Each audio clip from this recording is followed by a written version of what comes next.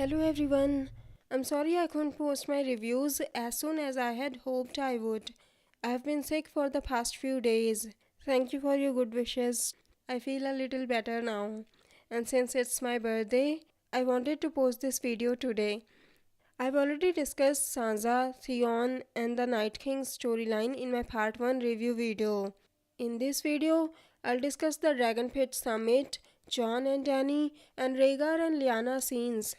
I'll also post my season 8 predictions and episode 6 Q&A video soon. Make sure to subscribe this channel and also click on the bell next to it to activate notifications for this channel. So the Unsullied and the Dothraki did station themselves outside the walls of King's Landing, but it looks like I was wrong about the fleet. Those ships belong to Euron, whereas these 5 ships were Dany's. I think I've already said this before that this episode was my favorite episode of this season. I enjoyed every single moment of it, even the walk to the dragon pit and the small conversations between the characters. Did you notice how the hound smiled when Brienne told him about Arya? He freaking smiled, like he was proud of her. I wonder what he would say when he actually sees Arya in a fight. What do you think he will say to that? Anyways, I also loved how they provided a quick background of Dragonpit, how it was home to Balerion the Blackdread, Vhagar, and Meraxes. Danny was right about one thing. The Dragon Pit was the beginning of the end for the Targaryen dynasty. Once they locked the dragons away, the dragons grew smaller and eventually stopped hatching. People only followed the Targaryens because of their dragons.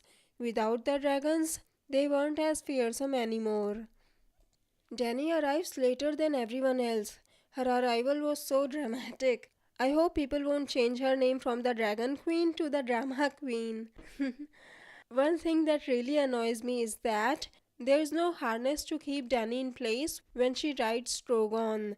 In episode 4, when Bron's scorpion bolt has hit Drogon, he had been upside down for a minute and Dany still didn't fall off. Nope, I don't think I remember Dany being bit by a spider. Do you? I wonder how she got such sticky hands. Even Daemon, Rhaenyra, Aemon Targaryen, etc. had harnesses for their dragons during the Dance of Dragons. By the way, did you notice how Drogon lowers his shoulder to the ground so that Dany could get off him? That's so sweet. When Dany arrived at the dragon pit and Euron stood up, I literally freaked out. My heart went into a panic mode for a second, and I had to remind myself that he doesn't has Dragonbinder in the show, and he can't hurt Drogon. I had to keep repeating that it's not the book Euron, who is the scariest character in the whole series. He is even more scary than Ramsay. The look Tyrion gave Jaime when Euron interrupted him was amazing. They are about to start the serious meeting, and Euron goes off like this. In fact, I liked all the looks that were passed during this summit. The looks between Cersei, Jaime, and Brienne, or between Theon and Euron, or Cersei and Tyrion, or Dany and Tyrion, or between Theon and Tyrion after Euron interrupted him. These looks said so much without even saying a single word. Otherwise, they would have needed a whole new episode just to show all of their conversations. And no matter what he says, Jaime still loves Tyrion. The second Euron indirectly threatens Tyrion by saying we kill your kind at birth, Jaime yells at him to sit down. And did you see how happy Qyburn was when he saw the White's hand moving on its own? It was like he just found a new toy and was like, how can I make my own toys like this?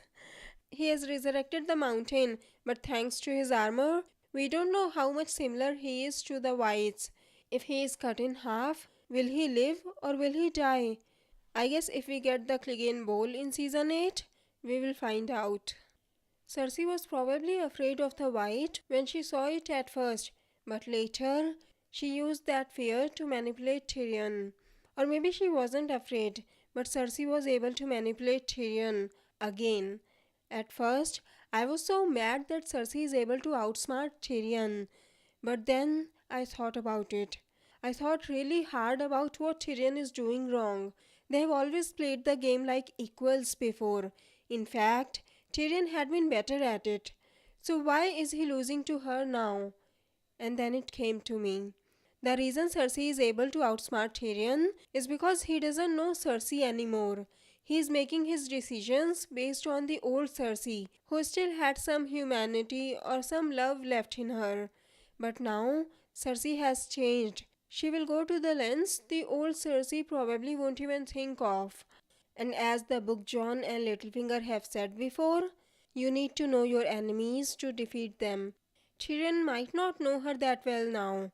Hell, I don't think even Jaime knows her anymore. But Cersei knows Tyrion all too well. Cersei knew that she couldn't hurt even one hair on Dany or Tyrion's pretty heads while they are in King's Landing.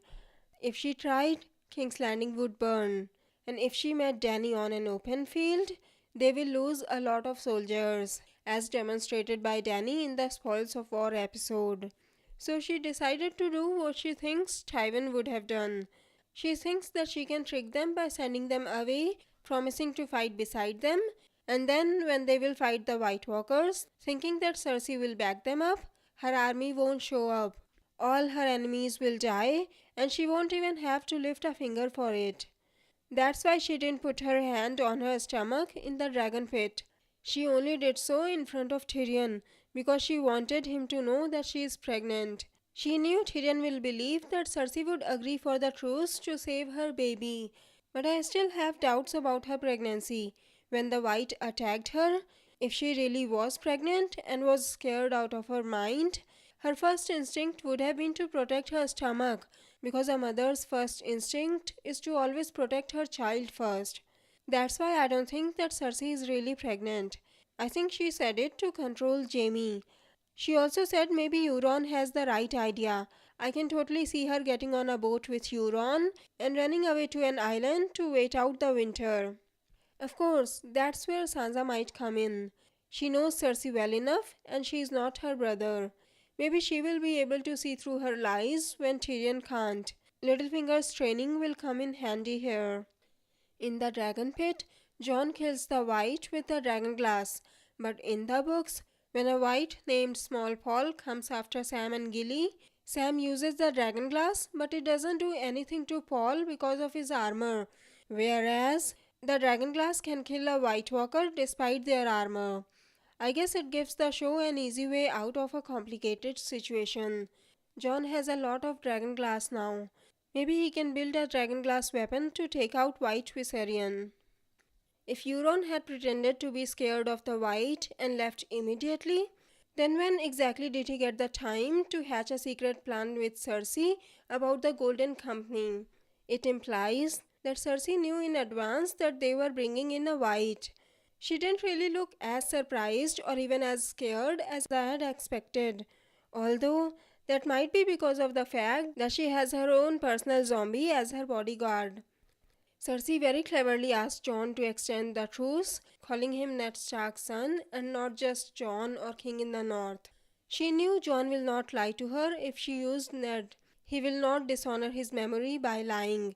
And I had a feeling that she also knew what was going on between Jon and Dany.